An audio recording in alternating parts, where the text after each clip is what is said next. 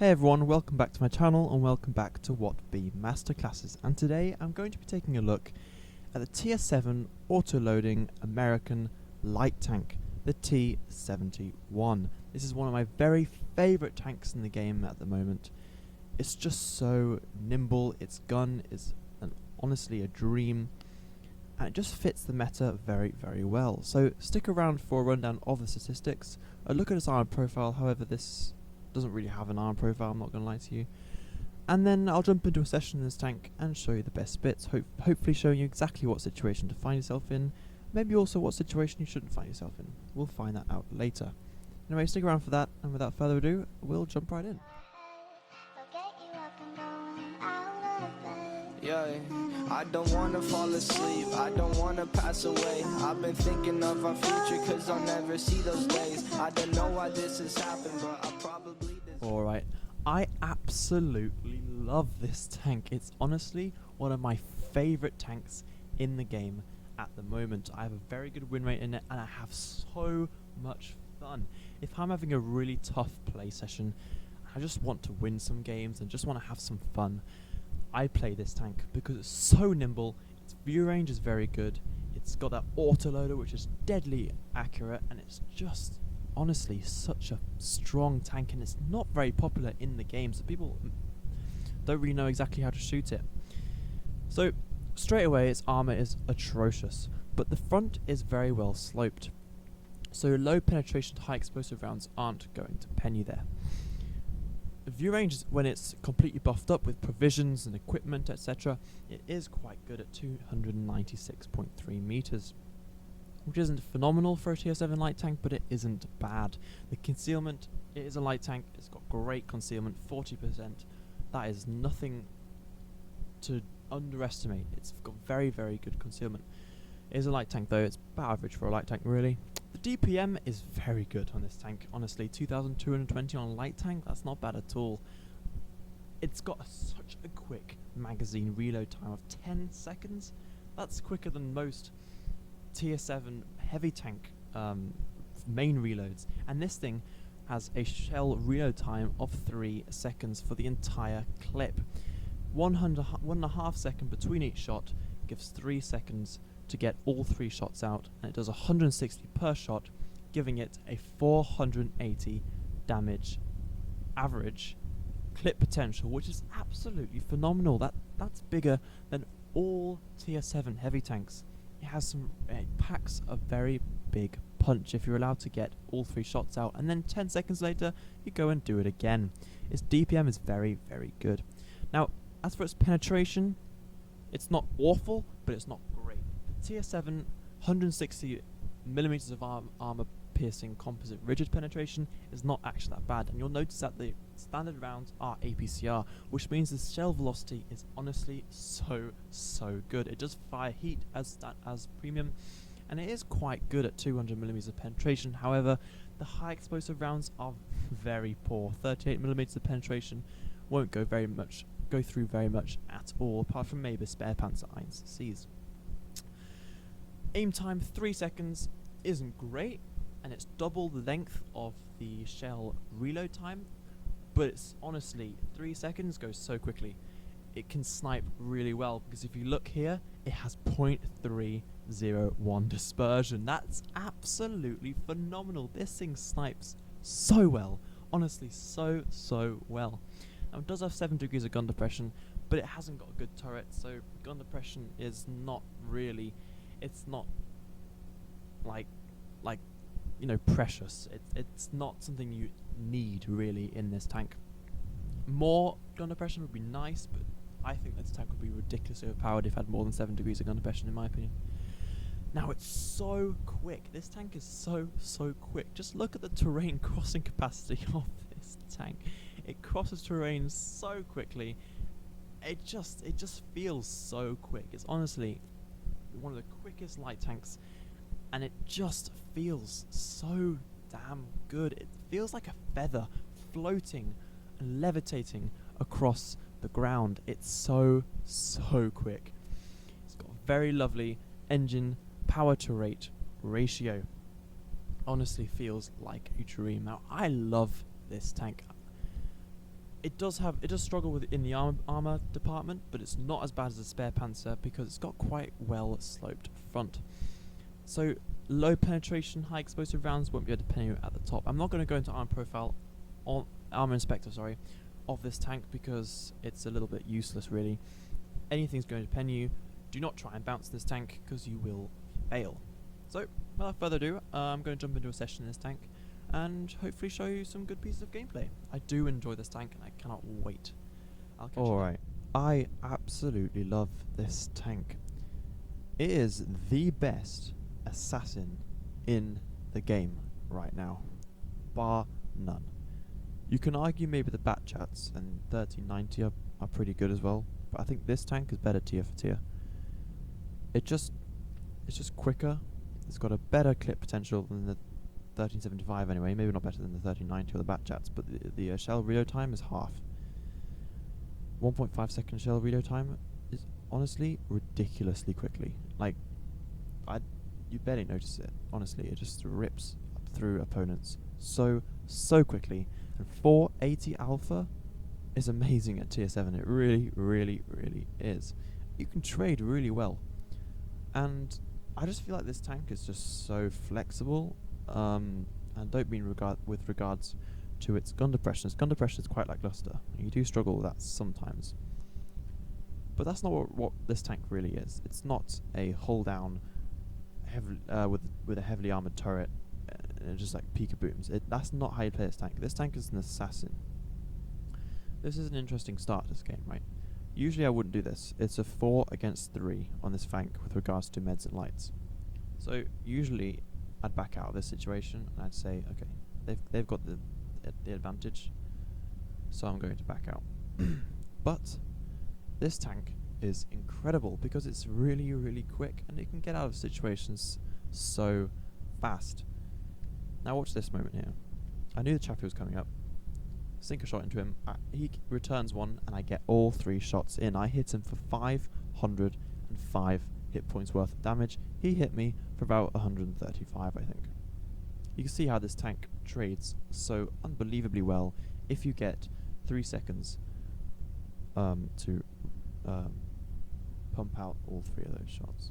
So I see the Dick and Max is doing a flanking maneuver, and I see that I have a heavy in the form of the T71 helping me. Now, this is exactly what I needed. I no longer need to run away, and I see an opportunity to kill this chaffee.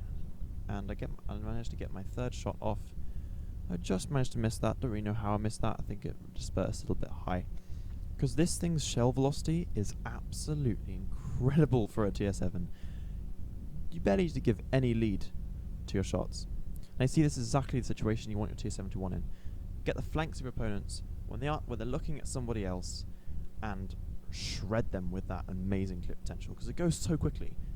They have 3 seconds to react and get out of the situation before they've lost 480 hit points worth of damage. So saw the Bulldog fired. He managed to get one into me, but I managed to do 309.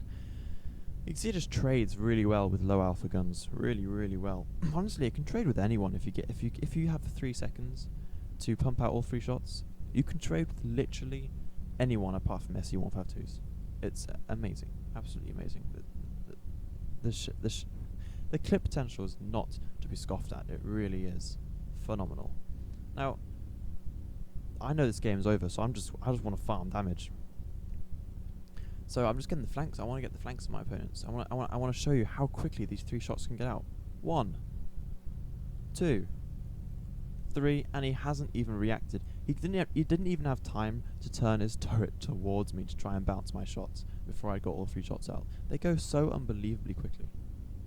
So this thing has amazing clip potential. You do have to use it, but that's not really how most light tanks play, right? Most light tanks play by causing chaos within the enemy lines. You can play this tank like that as well. In fact, I think it does it even better if you do it correctly.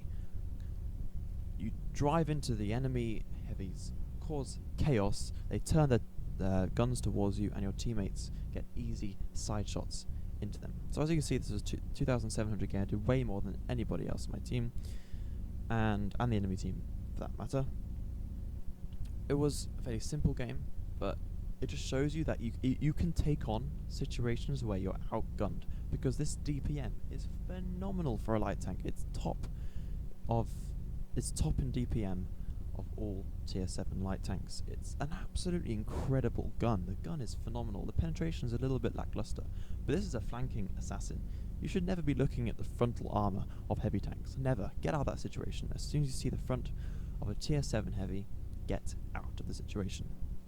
Anyway, let me jump into the next. Okay, so I spawned in on possibly the worst light tank map, Himmelsdorf. It's a tier 8 matchup, really, really tough one. They have an EXP, which I despise with every bone in my body. They have a smasher. In this tank, avoid smashers at all costs. They are horrible to you. I have died so many times to smashers. Honestly, it's frustrating. Those smashers just counter you so badly. They're OP at the best times, but they're really OP against light tanks. If you can circle them, great. But how often do you actually get an opportunity to completely circle someone in the complete open when they don't back up against a wall? It doesn't happen. So avoid smashers. Now I see that my whole team wants to go to the eastern flank, so I have to go with them. But I want to get spots on anyone who is crossing over in the same position I am in, but on the other side of the map. Try and spot anyone crossing to see where their team is. So I see that T71 is driven completely down, and he's spotted an ISU.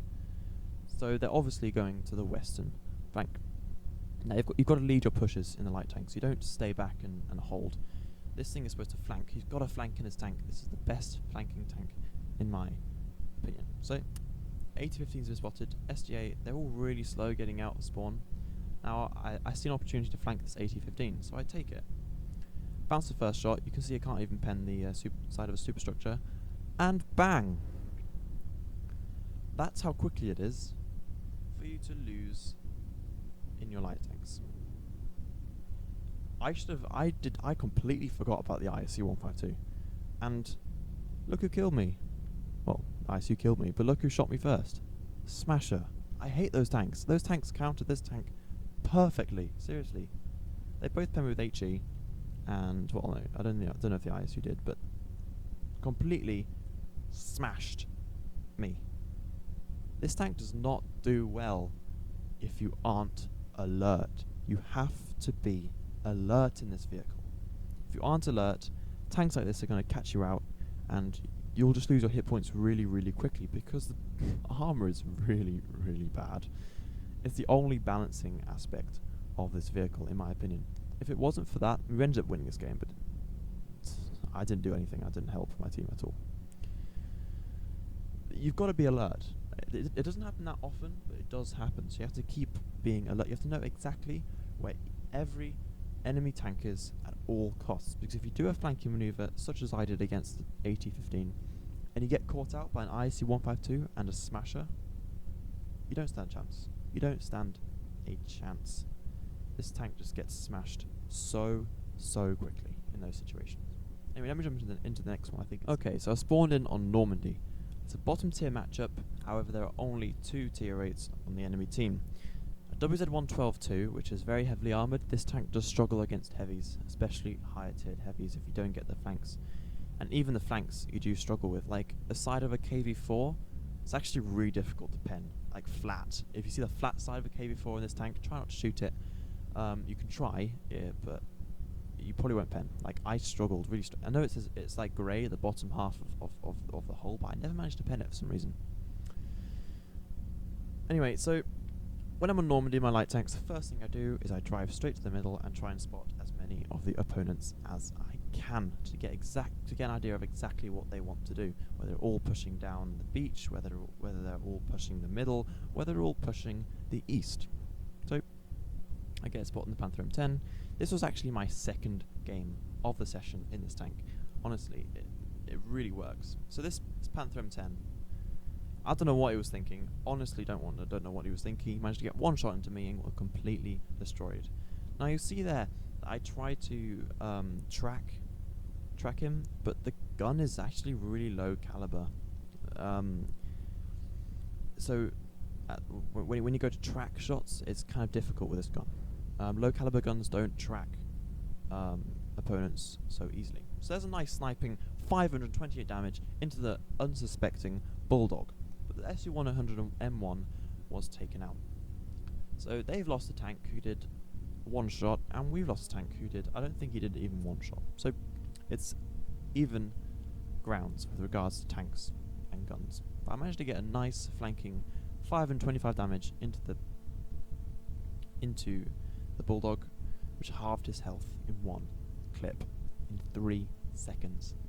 I'd already halved the hit points of a Bulldog. How incredible is that? So I'll go to do a flanking maneuver on the Scorpion G, but I see that the Bulldog has decided to fall back. Perfect opportunity for this tank to just finish him off. I don't quite connect last shot. I do get hit in the rear by the Scorpion G. If I was in, I think he pens an HE round, so he does a lot of damage to me, which is exactly what he should have done. So I managed to finish the Bulldog off. He didn't get a single shot into me, and I cleared his entire vehicle single-handedly with 2 clips worth. 6 seconds it takes to completely destroy a Bulldog if you get an opportunity to completely reload your magazine. So I'm looking at the WZ and the Tiger, and I'm thinking, okay, they're held by my teammates, so I have an opportunity to flank around. And here is the Scorpion G. I load the HE, I can just about pen through his turret, and I get 452, which is actually a really low roll for the HE rounds. I'm surprised that they did so little damage. I think I maybe splashed, but then did a lot of splash damage. So I pen another HE round. Finally, it still doesn't roll high. This thing has an average damage of 200 alpha on its HE rounds. Scorpion G decides to rush me, and I just destroy him. He could see barely any of my tank, and I'm just so small. This tank is so small. It can just nip around, dart between tanks so easily, and they just miss. I've got the flank of a Jagdpanther, and I just dip out of the way to avoid his shell. So if you've shot 2 shells, don't just sit there and take the Jagdpanther shot and get the other one out. Just dip back. There was no need for me to sit there and get my last shot out. Never risk hit points to get all 3 shots out. Anyway, I got a nice rear clip on the WZ-112 too. It's a very, very tough nut to crack in a matchup like this, so it's important to get as many shots at that tank as possible. The T28 Defender does get a very nice shot into the Jagdpanther, and I do get to manage to finish him off. But even if the T28 Defender hadn't shot him there, I would have still very easily finished him off, because I can pen straight through his lower plate. And if I failed to do so, I could have flanked around him very easily, although that thing does have very good traverse speed. I don't think it's quite good enough. So you can see there, I even load the heat, and I still can't go through the lower plate of this tank. So I have to try and flank him. I call for help because I don't think I can do this. It's a very tough tank to pen, especially with such a low caliber gun like this. I do decide to fully reload. I've got time, and I'm waiting for T28 Defender. I want to win this game. Me driving out now and risking getting penned, just missed that shot. Now he's clearly not a good player, otherwise he would have finished me off there, and he would have probably won this game, I think. But he missed, and I got 2 out of 3 shots in. He's now 1 shot to the 28 Defender, and I can now finish him off with 1 clip. 3,500 damage, bottom tiered. This tank is insane. I completely carried my team there. Ace tanker, my 2nd game of the session in this tank. Absolutely phenomenal. You have to flank. This is possibly the best flanking assassin in the game. Definitely in my opinion. Others might disagree. There is a Batch 25T, but that's tier 10. It's not as simple. Tier 7 is much more simple. If you want to learn to play light tanks, I wouldn't recommend this tank because it's an autoloader. Autoloaders are generally much harder to play than single shot tanks. If you compare this light tank against other light tanks of its tier, you will see that it's actually, in my opinion, the best. There's 1375, I don't have in my garage, but it's better than the LTTB in my opinion. It's not as quick. If you like quicker tanks, this tank's going to do you better, but the T71's got higher DPM, it's got better gun depression, and it's just got that burst clip potential this tank does not have.